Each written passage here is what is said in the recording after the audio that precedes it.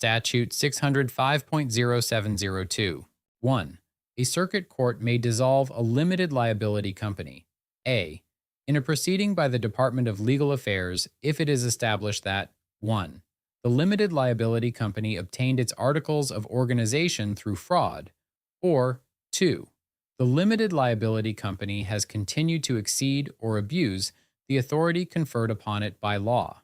The enumeration in subparagraphs 1 and 2 of grounds for involuntary dissolution does not exclude actions or special proceedings by the Department of Legal Affairs or a state official for the annulment or dissolution of a limited liability company for other causes as provided in another law of this state.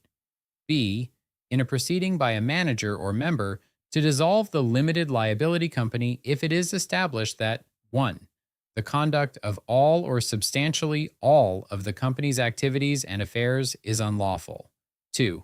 It is not reasonably practicable to carry on the company's activities and affairs in conformity with the Articles of Organization and the operating agreement. 3. The managers or members in control of the company have acted, are acting, or are reasonably expected to act in a manner that is illegal or fraudulent. 4. The limited liability company's assets are being misappropriated or wasted, causing injury to the limited liability company, or in a proceeding by a member, causing injury to one or more of its members, or 5. The managers or the members of the limited liability company are deadlocked. In the management of the limited liability company's activities and affairs, the members are unable to break the deadlock, and irreparable injury to the limited liability company is threatened or being suffered. C. In a proceeding by the limited liability company to have its voluntary dissolution continued under court supervision. 2. A. If the managers or the members of the limited liability company are deadlocked in the management of the limited liability company's activities and affairs, the members are unable to break the deadlock, and irreparable injury to the limited liability company is threatened or being suffered if the operating agreement contains a deadlock sale provision that has been initiated before the time that the court determines that the grounds for judicial dissolution exist under subparagraph 1b5.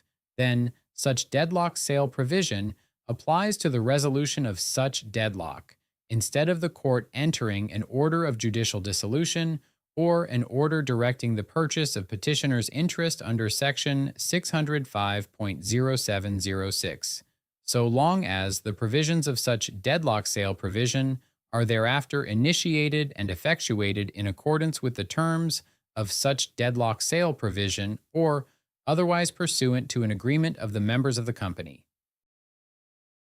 B.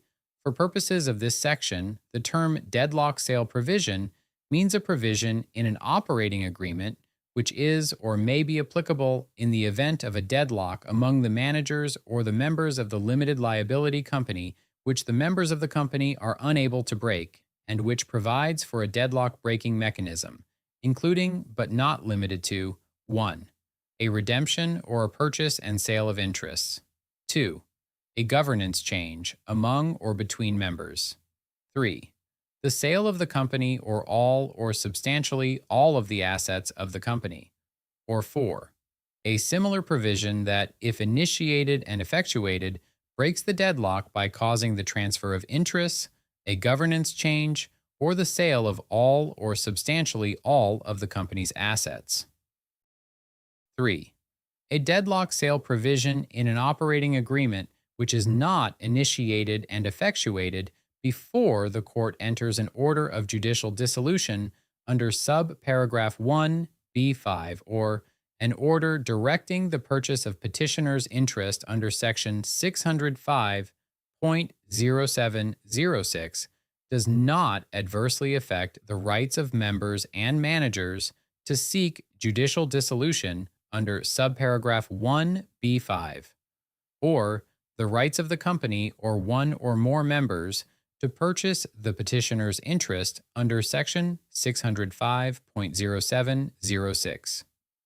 The filing of an action for judicial dissolution on the grounds described in subparagraph 1b5, or an election To purchase the petitioner's interest under Section 605.0706 does not adversely affect the right of a member to initiate an available deadlock sale provision under the operating agreement or to enforce a member-initiated or an automatically initiated deadlock sale provision if the deadlock sale provision is initiated and effectuated before the court enters an order of judicial dissolution under subparagraph 1B5, or an order directing the purchase of petitioner's interest under Section 605.0706.